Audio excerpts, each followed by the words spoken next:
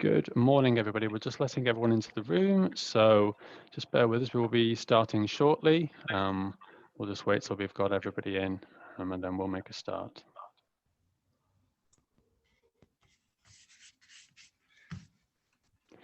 Just a quick reminder, if you haven't done already, please make sure you're muted. And if you don't want to have your video camera on, that's fine. Just kind of switch it off with the controls that you've got on your side.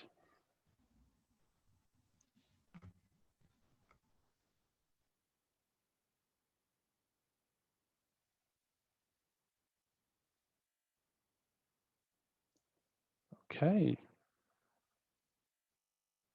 That's fine. We've got people in the room, so we'll. Oh, kind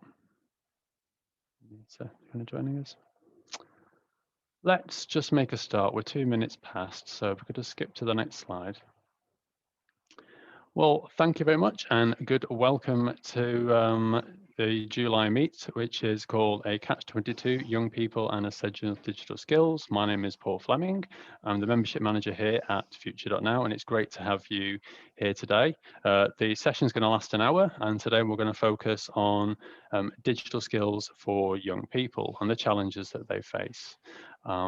Just a quick reminder, it'd be great if you could just introduce yourself on chat. I know people are kind of used to this now, but it's good to just let us know who you are, where you're calling in from today, what the weather's like, anything you want to let us know, that would be great. Just kind of ping on chat, it'd be great to see who's on the call. If you're not wanting to kind of speak during the session, please make sure your microphone's turned off. It's good to have that off as well, so we don't have any kind of unwanted interruptions. Again, turn your video camera off if you don't want to appear on screen, because we are recording as part of today's session. And then please get on social and help us kind of post and share content. You can do that through @future.now and #future.now as well. So just to kind of go through the content that we're going to go through today, I'm going to do a brief introduction on data around young people and essential digital skills and some of the challenges that we face around there. I'm then delighted to welcome Melissa Milner, who's the Director of Communications and Engagements at catch-22. So Melissa will be talking around their work and some of the challenges that they're seeing around digital skills with young people. Melissa will then be inviting 2 participants from their programs onto the call. So we have Danielle Mendez and also Chigozie Emeka, who will be joining the call as well. After that session, we'll then hear from Sam Olsen at Movement to Work. So Sam is the Chief Executive of Movement to Work, and she'll be talking around some of the work that they're doing with members and some of the things that they're finding on the challenges they're finding around essential digital skills. And then we'll close with a panel discussion, and I'm delighted to also welcome Sir Peter Estlin, who'll be joining the panel there, as well as our other speakers. So Sir Peter is the chair of Future.now and also the chair of the Association of Apprenticeships among all his other roles that he holds. So it's great to have Sir Peter on the call as well. Okay, let's move to the next slide. So just a scene set. If you're not aware of essential digital skills, what are they? And I'll just kind of talk through them now. So let's just move to the next slide. So the Essential Digital Skills was a framework developed back in 2017 with the Department for Education, some industry bodies, organizations brought together to look at what are the core essential digital skills that people need to flourish in today's society, to interact within today's society. We're moving to a far much more of a digital medium. Kind of services going online, our kind of jobs kind of been far more sort of online now. We've done this through the pandemic, how could we cope without sort of digital in order to do that? So the framework identifies 5 broad categories of skills, and those are problem solving, communicating, transacting, handling information, and that's all wrapped up by being safe and legal and confident online. Within those 5 categories, there are 3 tiers. So you've got the foundation level, which is just about essentially getting online itself, kind of using a laptop, getting online, being able to access services online. The next one is skills for life, and the skills for life are things such as registering for online services, registering for an online bank account, being able to communicate via email with friends and family. And then after that, then you've also got the skills for work, which is the higher level tier. And the skills for work are things like accessing your online payslip, the challenges around that. Okay, and various other skills. What it means to have essential digital skills is that you need one skill from each of the 5 categories for life and for work to say that you have essential digital skills. So it's not that you need to maximize all the skills in all the 5 categories, it's one skill in each of the 5 categories for both life and work. So let's move to the next slide. So what's the data tell us around young people and essential digital skills? We use Deloitte's CDI framework, which is an index that's kind of taken around every year that measures, among other things, consumer digital behavior, but then also the level of essential digital skills. So the data there says that 52% of the UK working age adults don't have the essential digital skills for work. So that's one skill in each of the 5 areas for both life and work. What does it look like for young people, though? So if we move to the next slide, it's 62% of young people are without the essential digital skills for work. That's a 10% difference. I don't know about you, but I was quite surprised by that. If you look at actual online job adverts and vacancies, 82% of online job adverts and vacancies require essential digital skills. When it comes to confidence with young people and applying digital skills, 1 in 5 young people feel fully equipped with the necessary digital skills to succeed. On a positive note, though, 70% of young people expect their employer to invest in their digital skills. So the need there, there's a want there to learn, which is fantastic to upskill. But we know, based on the data from the CDI, that only 23% of the workforce are receiving digital skills training from their employer. So there's a mismatch there, and what's industry doing to actually change that? So there's just some of the stats, but why do we need to address this? So if we think about as young people in the workforce and diversity of skills in general, there's lots of benefits. A diverse organization outperforms non-diverse organizations, across the board. We've seen the stats on that. We all know that on the call. Equipping young people with the skills to succeed, and particularly digital skills, ensures that your organization has an effective talent pipeline for the future. And then also the opportunity to have increased insights and views to innovate as an organization, and opportunities for things like reverse mentoring to actually, to develop the workforce that you have, applying both young people's insights across the kind of generations within your organization. There's lots of opportunities, and there's a responsibility that we should be supporting young people with essential digital skills. Okay. If you'd like to find out more, please check out our Hidden Middle report. We're going to detail lots of information in there around the challenge around essential digital skills and what that means for business and from a productivity lever point of view. So please check that out. You can access that through our website if you haven't read it already. So jump onto the website and it's under the Hidden Middle section. You can download the report for free. It's a great read. We've had lots of good feedback. Okay, so now I am delighted to introduce Melissa Milner, Director of Communications and Engagement from catch-22, and Melissa will take us through the next section.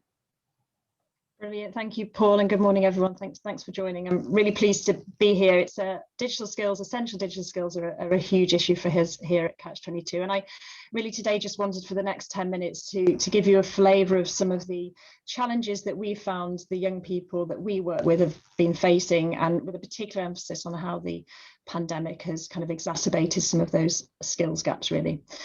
Okay, so on to the first slide, please. So Catch-22 is a social business. We're a charity, and we've been going for over 200 years in various kind of guises. And essentially, we deliver alternative public services. The idea to build resilience and aspiration in people.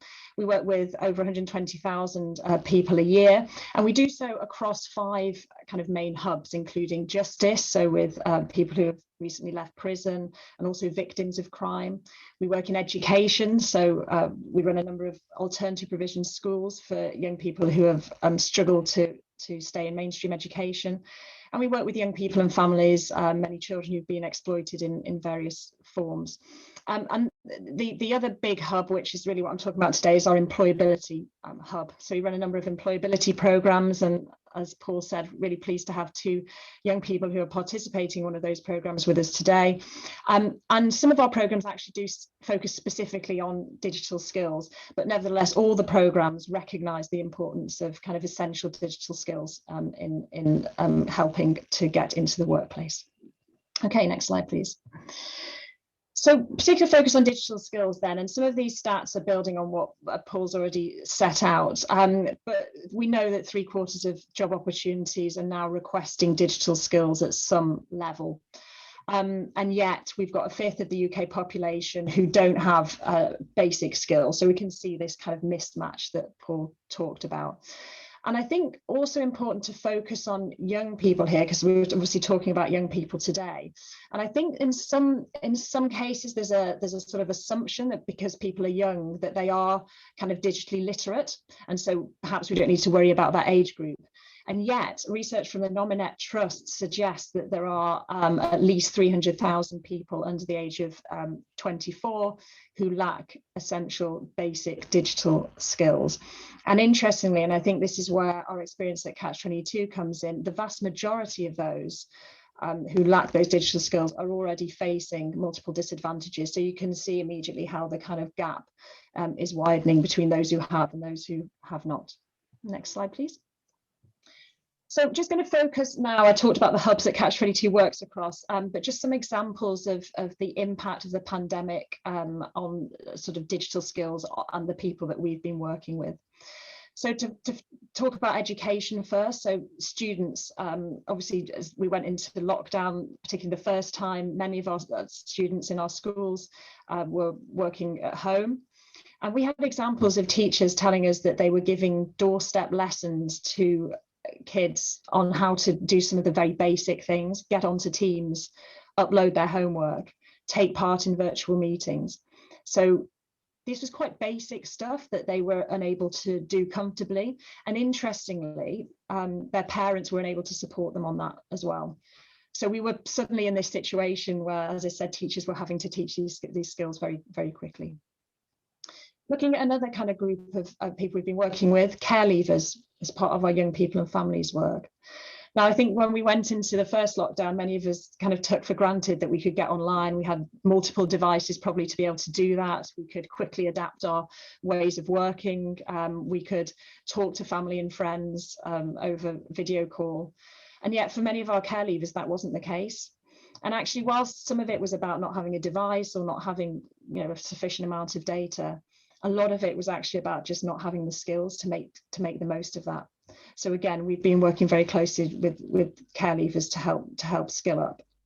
And then the third kind of group of people, again, relevant to today's discussion is job seekers, and I'll talk a bit more about this later. But for many of the people that our employability coaches were working with, it was a real shock to suddenly, everything to be online. So job applications, I mean, I know a lot are online anyway, but all of them suddenly went online. Training was all online rather than in person. And we had examples of career coaches having to call up our clients and say, have you done your CV? Is it ready for upload? And some people didn't even have those kind of basic skills to be able to put together a CV template and upload that onto a platform. So we had examples of the client sort of dictating their CV over the phone and our career coaches writing that down in Word and then sending it back to them ready for upload. So we are talking quite basic digital skills here, but I suppose for us at catch-22, with the various people we work with, it really shone a light, the pandemic, on just how essential digital skills are so vital. Okay, next slide, please. So what is it? What is the challenge that we're facing? Well, as I mentioned, I think the assumption that young people are digital natives, that they are somehow sort of born into this world where they're able to do technology, to get it, to have those skills. It's simply not the case. And we know that many young people are very comfortable on social media. They may have specific interests around, say, music technology, or even online retail if they're building their own kind of businesses online. And yet we need to be thinking about, do they have some of these other skills, these other essential digital skills that are so valuable for the world of work? So there is a mismatch there, and I think some quite dangerous assumptions being made that young people have those skills. So I think we'll be talking about this, no doubt, later, but what skills are needed in the digital world of work in this increasingly digital economy, and are we equipping our young people with those skills that they need? Next slide, please. And it's this experience, it's this sort of challenge that really prompted us here at catch-22 to develop our vision for a digitally included Britain. And we launched this a couple of months ago now, working very closely with industry, with the likes of BT and O2, with colleagues at Future.now and Good Things Foundation and other organisations in the third sector who are really focusing on this agenda. And our aim with this really is to put pressure on government to create a national digital inclusion strategy, because we're recognising, along with others, how vital this agenda is. And there are three pillars to this. One is obviously making sure people have devices, that's fundamental. Another is about making sure that they have enough data when they can access that data. But a really vital part of it, and the kind of third pillar, if you like, is skills, making sure that people have the right skills to be able to use the technology properly. And we've got a number of kind of recommendations under that, and I'll post the link to it afterwards. But things like, making sure that there is a targeted fund for digital skills training, particularly targeted at socially excluded groups. I've mentioned some of those groups the last couple of minutes, but those leaving prison, do they have digital skills to be able to help them go into the world of work? Those in care and leaving care, other harder to reach community groups, non-English speakers. So that is a kind of essential pillar. But also we want to see digital skills training to be included in the national curriculum. We want to make sure, and I'm sure Sam will talk about this as well, but that employers are skilling up their own employees in digital skills, and that shouldn't be a nice to have, that should be an absolute essential. So that's in our kind of vision for a digital included Britain. And then very finally, just my final slide, thank you. It's just a point about sort of going beyond the basics. I know we're talking about essential digital skills today, which is clearly vital. But ultimately, and I suppose this is a kind of very obvious point, but without those essential digital skills, which you do require for a large percentage of jobs, actually you won't be able to then go into the many more jobs that are tech enabled. So we're talking a kind of higher level of digital skills and ability with tech. And we know that 2/3 of businesses in the UK have unfilled digital skills vacancies, and virtually all businesses, so 95% of businesses, expect their digital skills needs to grow. So we are living in a digital economy. Tech roles are expanding. So if you don't have the basics, you will not be able to get into the tech-enabled roles that are expanding, and then moving up the chain into those very tech-specific roles. So not only are essential digital skills so vital for many general jobs, but also for the more kind of specific tech roles. So I think my concluding point would be, and I hope others will agree on the panel, that what we're talking about today is not only essential, but it's very, very urgent. Okay, that's it from me, just in terms of sort of catch-22 and our role in this. I'm now just going to invite Danielle and Chigozie to your screens. There you go, I think they're coming up now. Brilliant, and thank you both so much for joining me. And we're just going to have a sort of chat now, and for benefit really of sort of the audience today, and just about your own kind of experiences of digital skills. And both of you, I know, are ambassadors on our Barclays Connect with Work program, which is an employability program that we run here at catch-22. So let me just kick off by asking you both a very general question. Maybe we'll start with you, Danielle, if that's okay. So from your experience, how important do you think it is to have basic digital skills in the current job market? Well, for me, I think it's quite important because, in the times that we're in, everything is going digital, and we can't deny that. So it is very important. In my own experience, most of the jobs I've applied for, they all require digital skills. And without that, as a young person trying to look for work, you will struggle. It's because as simple as just normal communication between the company. It's all online, everything is online, and apart from that, having that digital skill makes you build confidence in the workplace, so that the employer will see that, okay, you're able to handle yourself in the workplace. And also it makes you stand out as well, because from someone that doesn't have that skill, you're more likely to be accepted onto the job. And I also put down, it's a new way of working, because so many things are changing and we all just have to try and adapt. But it's very difficult if you haven't got the skills, because I think it puts you at a disadvantage level, and yeah, so it's very important for me. Thanks, Danielle. Chigozie, what's your view on that? And maybe just picking up on that point that I was sort of making about the assumption that kind of young people have all these essential digital skills, so we don't need to worry about it. What's your kind of view on that? Ooh, I think he may have frozen. Okay, can I ask you that one, Danielle, just about the digital native points, this idea that young people have all these skills, so we don't need to worry about it. What's your kind of experience, either yourself or with kind of peers around Yes, that? I agree, because yes, we all see everybody with a mobile phone and we just assume that, yes, they know everything about computers. But to be honest, I actually agree with you. That's not the case, because having a mobile phone, being able to use a mobile phone, that's good, but it doesn't work in the workplace. Give them a computer and they will really struggle. I remember when I got a contract last December, and during the pandemic, it was working from home. If I didn't know how to use the computer, I would really struggle with my training. Everything was based online, and it's really hard if you don't know.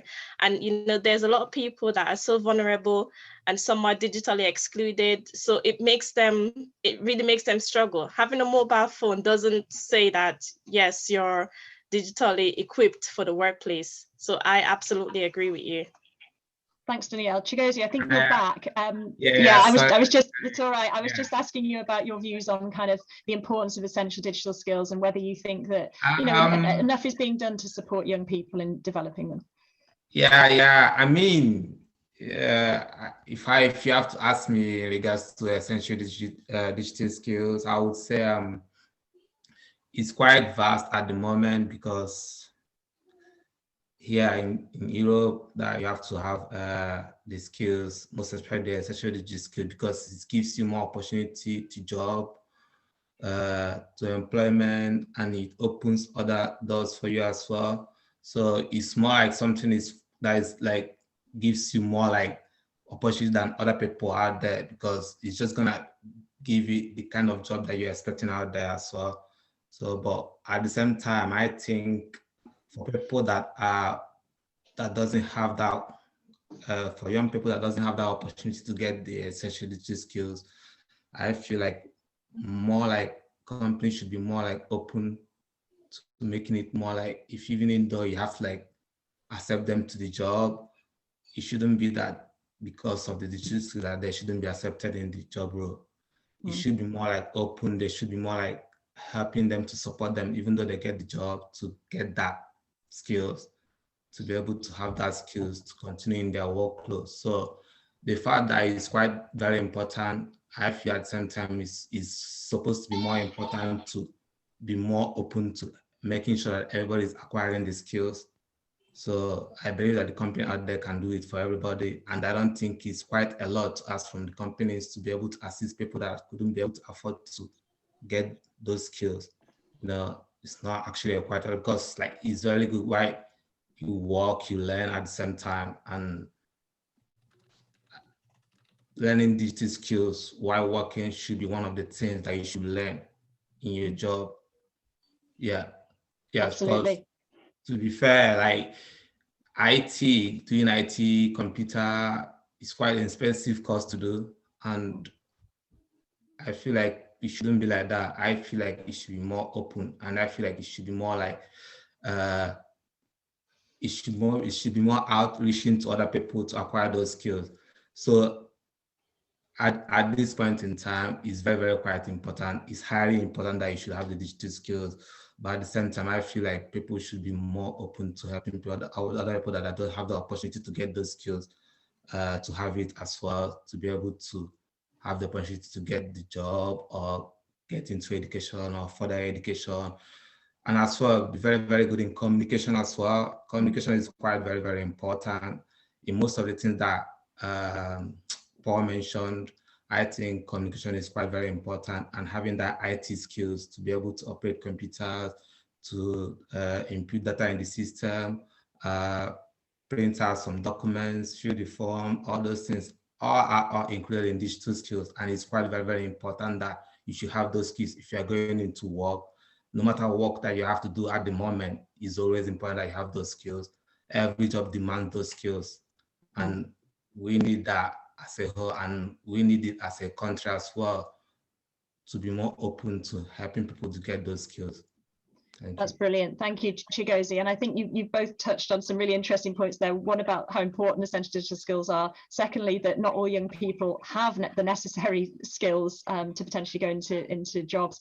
And then also, I think, Chigozie, your point there about the responsibility of employers really to help skill up young people when they come into the workplace. I'm going to leave it there because I'm conscious of time, but I think you're both sticking around to join us on the panel. So I'm sure there'll be lots of questions after. And I'm going to hand back to Paul now. Thank you so much, both of you. Thank you. That's great. Thanks very much, Melissa. And also thank you to Chigozie and Danielle. Really appreciate your thoughts and views on essential digital skills and your experiences. I'm now going to hand over to Sam Olsen, who is CEO of Movement to Work. And Sam's going to talk around what Movement to Work are doing on essential digital skills and some of the challenges that young people are facing. Sam, over to you. Great, thanks very much, and morning everybody. Thanks so much to Future.now for inviting us to be part of this, and nice to virtually be introduced to you all at least. So as a bit of an introduction, I'm Sam Olsen. I'm the CEO at Movement to Work.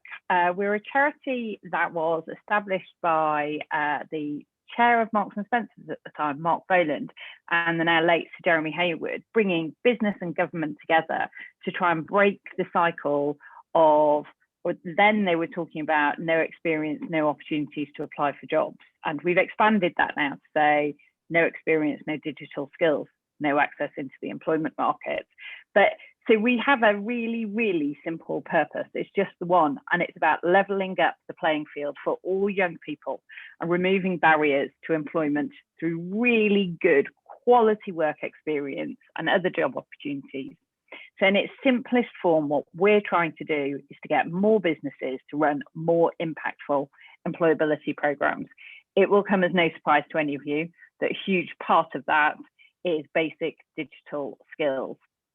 So we are completely funded by our fabulous steering group who set us up, which enables us to work with individual businesses, helping them to create these impactful programs and ensure that they're really focused on those young people furthest from the labour market. What we know is from a number of programs that we've now been running over the last 7-8 years is if a business tries to run a program themselves, so back to the earlier point of businesses just doing the skilling by themselves, the conversion rate from the program into long-term employment or back into full-time education sits at about 32%. Whereas if a business decides that they'll bring on board a charity partner like catch-22, or if they're particularly focused, say, on mental health, perhaps MenCap, when they bring a third party in to support that program and provide wraparound support for the young people, the conversion into positive outcomes, so long-term jobs or back into full-time education, moves to 70%. So it moves from 32 to 70.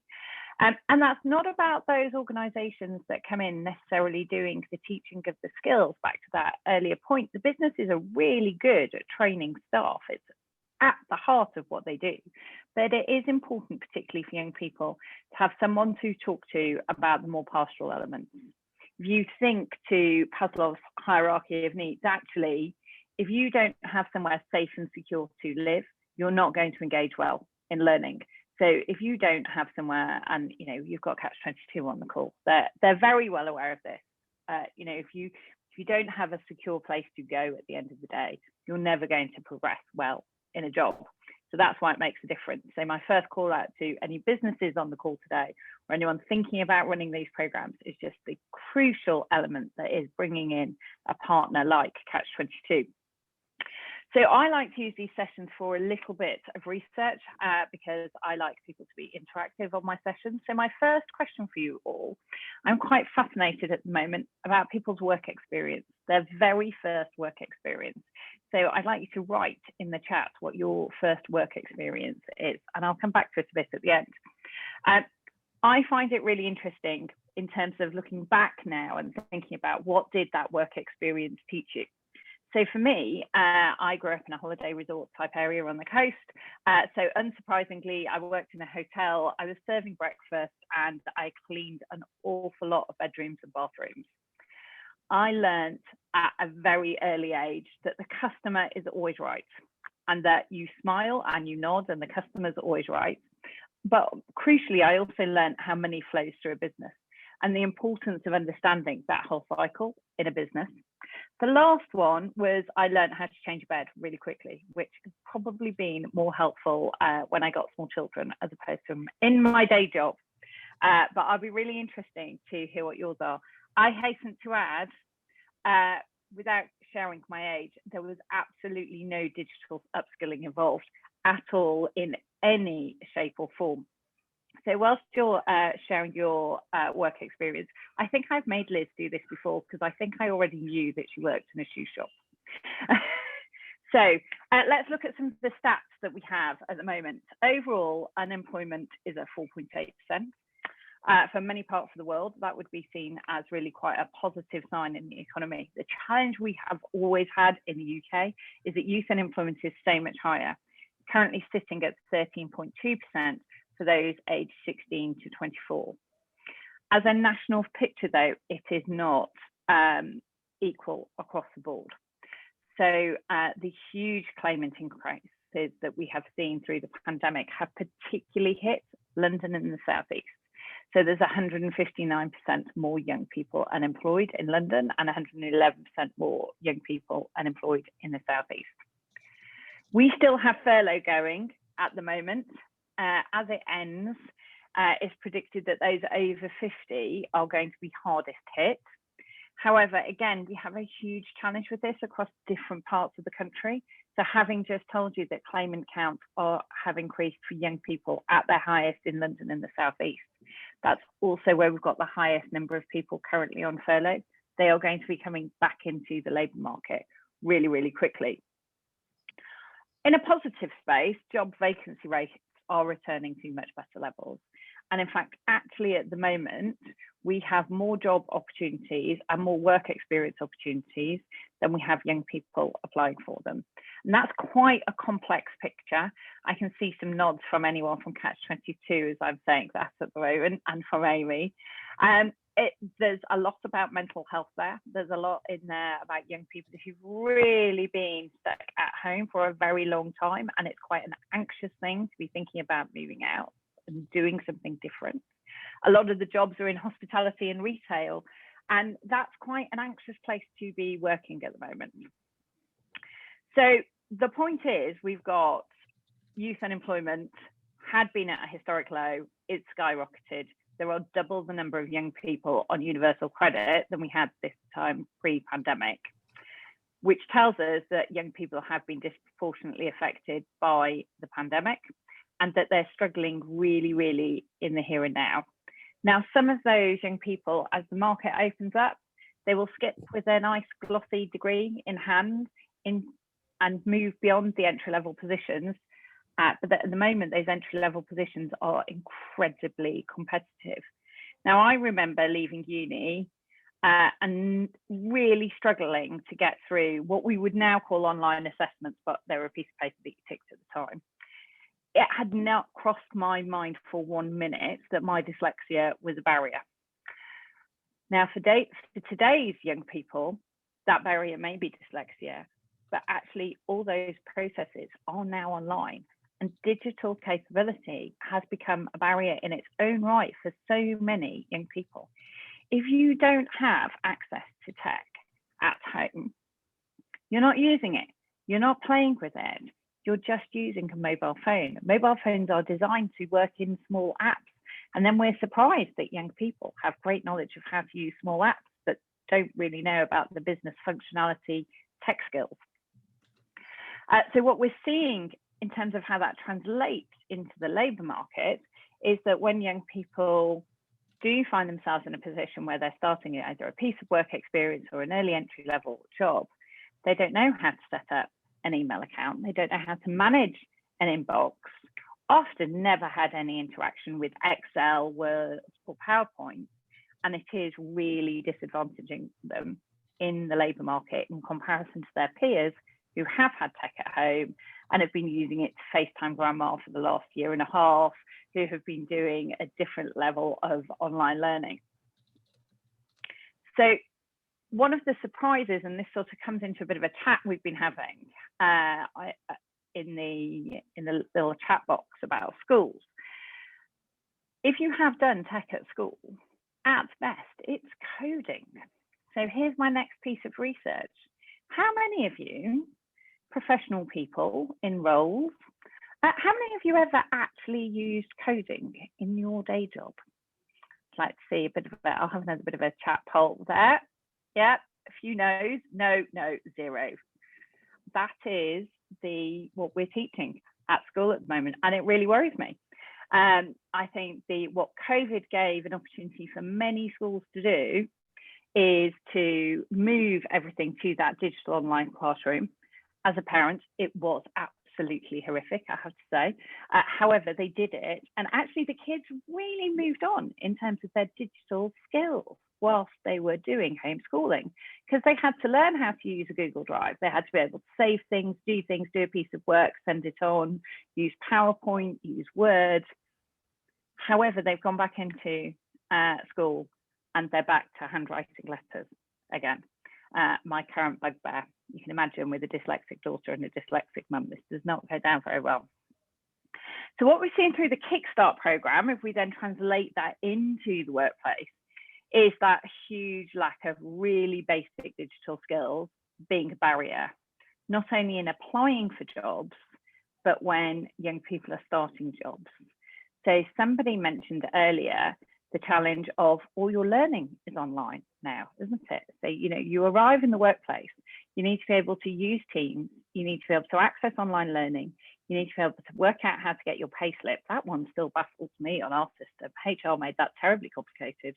But also you need to be able to use Word, you need to be able to use Excel, you need to know how to play about with PowerPoint. The best example, which I said to Amy I would share with her of this, was Tesco Kickstart program. So their first cohort of 1,000 Kickstarters, they had not expected they'd expected to need to do lots of work in customer service, how to use a till, how to talk to customers. They were not expecting basic digital skills to become a huge part of the program, but it did become. And they saw halfway through the cohort that the young people that they were working with didn't have access to tech when they were at home either. So what they did was, as well as create a really great program of support for basic digital skills for the young people when they were at work, they also allowed them to use the kit and take it home with them in the evenings and at the weekends too, and set it up so they could have personal email accounts and use it as anyone would for tech at home. And that was a really great example. They were quite basic tablets, but they allowed the young people to use them as personal devices as well as work devices. But actually it was about getting young people upskilled more in that digital space. So when I think back about how do you learn digital skills for the labour market, back to not sharing just how old I am. When I arrived at the workplace, we didn't really use tech at all. I think something called Lotus 123, which maybe Peter has heard of, was around. But for the young people here, it was the precursor to Excel. But it was slowly being introduced. And as it was being slowly introduced, we were all slowly learning how to use it. And that's how we slowly built it up. And then we have assumed, as a group of experienced leaders now, that our young people are going to come into the labour market already having these skills. But actually, they've not been developing those skills at the same time. So we need to really take a step back as businesses and think, how do you go back to the beginning and ensure you're assessing and understanding when somebody joins your organisation what digital skills are needed.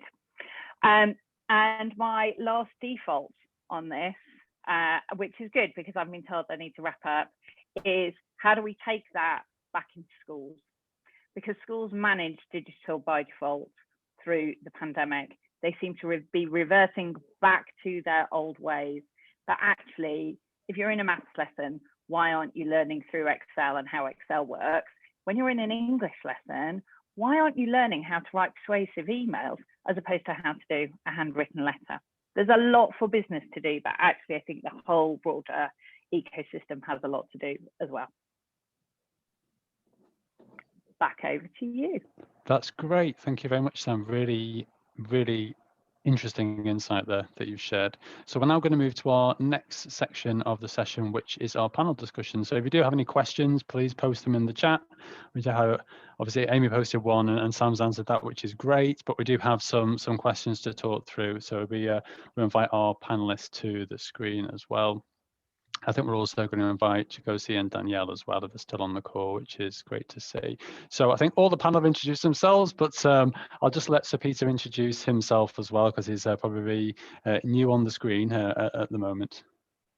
Thank you, Paul. Well, and thank you to all the other speakers. Just briefly, Peter Eslin. So I chair Future.now, but I also chair the Association of Apprentices. And I think, we're going to obviously have some questions, but I think that pace, that sense of urgency that both Melissa and Sam have registered, to me, that is one of the key elements here. Time is of the essence because of the fast pace of change. So anyway, delighted to be here, Paul, and look forward to some of the questions. That's great. That's great. Thanks, Peter. So actually, I think I'll pose this first question to you, if that's okay, and then we can maybe kind of move around the group. So if nothing changes in the next sort of 5 to 10 years, what do you see in the future? Or if nothing changes now, I would say, what do you see in the future?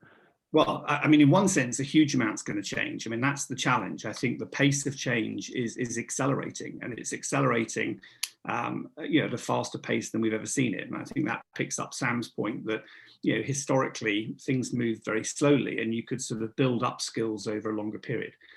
So if we don't take action now, what is going to happen is we will end up with a major divided society between the haves and have-nots. There's clearly those who have access for all sorts of reasons to be able to develop some of these skills. But large swathes of the population, and particularly our younger people coming into the world of work, won't. So we've got to change the culture. We've got to change the culture to a culture of embracing experiences and skills, to a culture that recognizes lifelong learning, and make it a positive aspect, that actually it's in the same way that we've shifted largely around the work-life balance and how employers have to be a place where you want to go to work. We also need to sort of encourage employers to be that environment where you're learning the whole time. It's an experience-based process. But frankly, there's lots we have to do. And I think if there's one message on this call, I mean, to some extent, we're probably all people drinking our own Kool-Aid. We need to get the message out to a wider population, because in practice, we won't get to that scale of change without us all really talking that same language of that shift, and more a shift from a knowledge-based economy to a skills-based economy, which is critical. So, that's my concern is if we don't do anything, we end up with that massive divide, and the divide gets bigger as opposed to really narrowing that gap. Yeah, great. Thanks very much, Peter. Melissa, I saw you nodding there. Is there anything you wanted to add on this point? I mean, I completely agree in terms of that kind of gap widening, which is what's concerned us.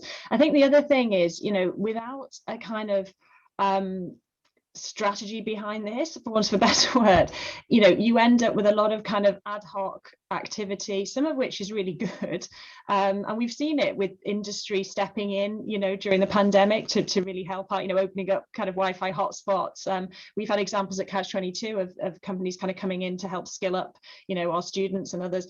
But it's all a bit bitty, to be honest, you know. So unless there is a kind of strategy behind it, I would worry that, as Peter said, the gap gets wider and we don't move in the right direction, and we're too reliant on, you know, certain organizations kind of stepping up. So I think there needs to be kind of national leadership on this as well. Great, thanks. Sam, anything you wanted to add before we move to the next question? No, I think that point that Peter makes of that gap getting bigger, it feels fractured. We should not underestimate the fact that young people who don't have access to devices at home have so many other disadvantages other than digital going on in their lives that you then just add an extra proportion on it. And that, for me, is what we're seeing in the workplace. Great, thanks so much, Sam. So moving on to that, and we've already sort of touched on this, but what do you see the opportunities for industry around digital upskilling for young people? What can they be doing? Who'd like to start us on that one? Peter, can I come to you again? Yeah, no. Well, look, I mean, and again, I think this is you know, evidence is starting to sort of show the way, in the same way that we looked maybe back in the sort of the latter part of the 20th century. We saw how, you know, looking at sort of empowerment and emotional intelligence and all the soft skills associated with business, including, you know, a diverse community, led to really stronger performance in business. And yeah, that is what we're starting to see now. I mean, the scale of innovation that's taking place across the UK, across the world, you know, is massive. So the opportunities are there. It's a question of igniting that interest. And of course, we all develop at different stages. So we don't all sort of leave school suddenly ready to pop into the world of work. So we have to create mechanisms that allow those who are accelerating to accelerate. But we've got to create that mechanism also as a catch-up. And one of my favorite phrases is for those of us who drive, and I still drive, yeah, if you own a car, you have to have an MOT on the car every 3 years because it gets old. Well, it's that concept that we all need a skills MOT probably every few years because that pace of change is changing. So again, it's culturally recognizing that you don't leave school now and you have the skills for the rest of your life. You don't, because the world's changing. So what we have to recognize is there really are some great examples out there. I mean, you know, whether it's, you know, Danielle, you were talking about Barclays. I mean, I've got an association with Barclays. You know, they've done some great work, Accenture, but we've also got the communities, and it's how we come together to really drive that momentum, because it's really creating that cohesiveness, that there is that massive need for change, as opposed to a sort of a fragmented approach where we all do little bits. We need that fundamental push. So I am encouraged by, you know, the white paper that's come out that talks about sort of, you know, lifelong skills, but we need to embed that in all aspects of our society because otherwise it won't take hold. Great, thanks very much, Peter. Sam, anything from your side? So from a business perspective, I've seen why businesses come into the youth employability space is often through the lens of CSR. They're thinking about their ESG goals, sustainability, what it looks like, and quickly realize that youth talent has positive social impact, absolutely, but actually the business benefit is about talent diversity and creating a pipeline of talent. But with that comes a responsibility for a different type of upskilling for particularly groups of young people who are furthest from the labour market in this digital space. So I came across a fantastic young man the other day who wanted some mentoring and support, and he had created this fantastic app that was all about how communities share food waste, was the gist of it. And he was working in Google, and he's like, I know that there is an opportunity to do something here, but I can't work out where to go with it. And I was like, what do you mean you can't work out where to go with it? He said, well, I know that if I go and talk to somebody senior about it, like, how do I get them interested in it, Sam? And how do I present it to them? And what does this need to look like? And actually what he needed was some confidence, But from a digital skills perspective, he needed to know how to write a persuasive, impactful email that wasn't a short WhatsApp message. And he needed to be able to create some sort of presentation that he could then present to people to show in a persuasive way. And it was a real eye-opener to me, I have to say, in terms of somebody who has the tech skills to create the app and to be really thinking about the user journeys. That actually what you then got to be able to do is then you have some of that real digital basics, that digital framework to be able to take it and use it somewhere. Great, thank you. So, Melissa, do you have anything you wanted to add on that, or we can move to the next question? You can move on, Paul. That's fine. I would agree with that. Yeah. Okay. So this is more of a targeted one here, and it is again it's to Peter. So, what do you see are the opportunities between apprenticeships and EDS? Is there an opportunity to include them there? How could we sort of weave them in more closely? Well, I think there's two major opportunities. I mean, one is, again, to some extent, we all got myopically focused on sort of like a knowledge-based path into the workplace through university. And, you know, in apprenticeships, which frankly, we've actually been doing successfully for, 1,500 years, in practice, we've seen there, actually earning and learning. So developing the skills as you go along is a great way to work. It's a slower build, but it's methodical and it's interspersed. And what we're seeing now, of course, is what government's done with EDS is they've worked with the Institute for Apprenticeships and Technical Education to embed those EDS skills now into all apprenticeships. So that's good news, because that's at least starting to work through an element of the population. But it's, to me, it's symptomatic of actually, what we're discussing here is the real criticality of skills. And to me, that where we see that the best is with apprenticeships, because in practice, even with graduates, they're coming into the workplace not necessarily with the skills. They may have brilliant degrees and some fantastic knowledge, but they don't necessarily have the skills to enter the workplace. So I'm a big fan of apprenticeships, and I think that we are likely to see more of those. And to me, I think that will add to the success of the economy. Thanks very much, Peter. So I'm conscious of time here, so I'm just one last question, but to everybody, and this is kind of like a round robin quick fire sort of question. So if you could keep your answers tight and to the point, that would be great. What's one thing that business can do right now to have a positive impact for young people? Sam, can I come to you first? Oh, I had a feeling you were going to come to me first, which gives me the least thinking time, doesn't it? The one thing has to be that skills audit and training to support young people that they're already engaged with. Start with who is already in your organization. But I'm going to be sneaky because I can't have just one thing, and say the second thing has to be we need to come together as we did through the pandemic to say kids at school need tech. Actually, all young people applying for jobs need access to tech and support. Fantastic, that's great. So I'm going to go to Melissa, then Danielle, and then Peter just to close us off. So Melissa, what's one point that you think business can do?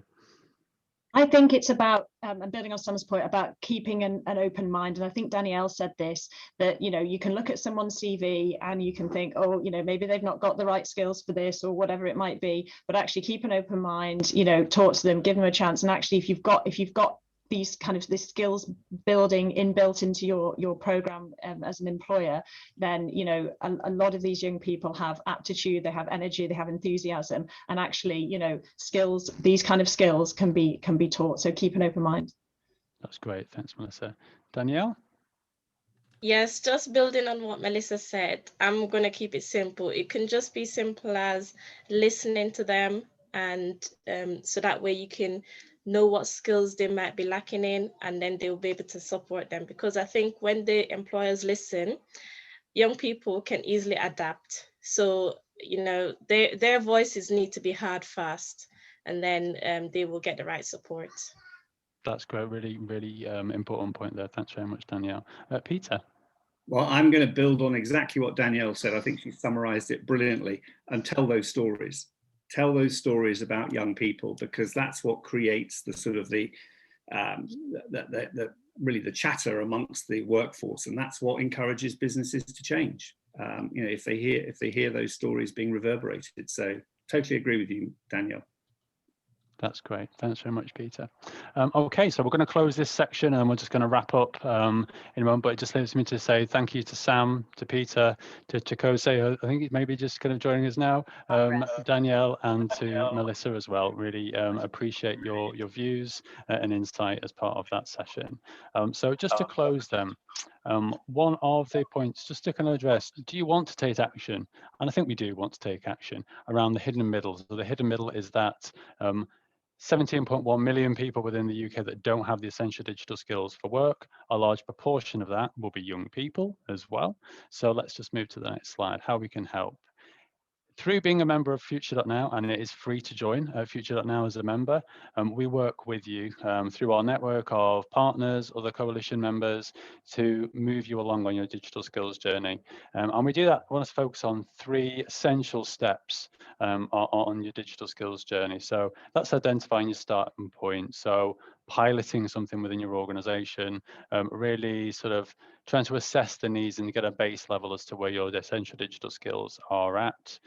Step 2 is to build your business case, to get that senior support, to look at what impact essential digital skills can have on your organization and what impact young people could have on your organization, and then to design your program.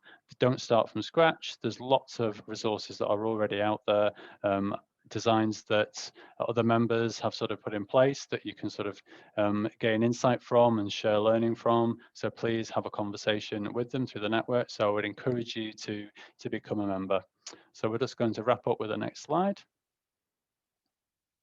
Okay, so just a reminder, the Hidden Middle report, if you want to learn more about what we're talking about today in general, and then there's also an element there around young people within the report, please check that out on our website. Just go to the Hidden Middle section at future.now.uk. Pledge, if you're not a member, you can do that again through the website. As I say, it's free to join. If you have any questions around membership, please just email us at hello@future.now.uk. If you'd like us to host a session to talk about some of the insights that we have around essential digital skills in the hidden middle, again, please drop us an email. We'll be loving to come and have a conversation with you at one of your events. And then please help us share our message, connect over social, like, comment, share our posts. It's always great to have people involved in the movement and taking things forward. We are going to take a break from these meetings now, but we'll be picking something back up in the autumn. So look out in the newsletter for information on that. It just leaves me to say one final personal message. It's Nadia's last week here at Future.now. So it's been fantastic working with Nadia. I'm sure that people on the call may have met Nadia, kind of worked with her as part of a secondment from PwC and to Future.now. It's her last day tomorrow. And I just want to say a personal thank you to Nadia for all the work that she's done. It's been great. We're just going to post a survey in the chat. Please fill it out. We will email you afterwards, but it'd be great to understand your views on how you the session's gone today, and anything that you would like to kind of see in the future. We'd really appreciate it. But thank you, everybody, and thanks to all our speakers today and people involved in the panel. Really appreciate your views, and we'll catch you next time at our next meet.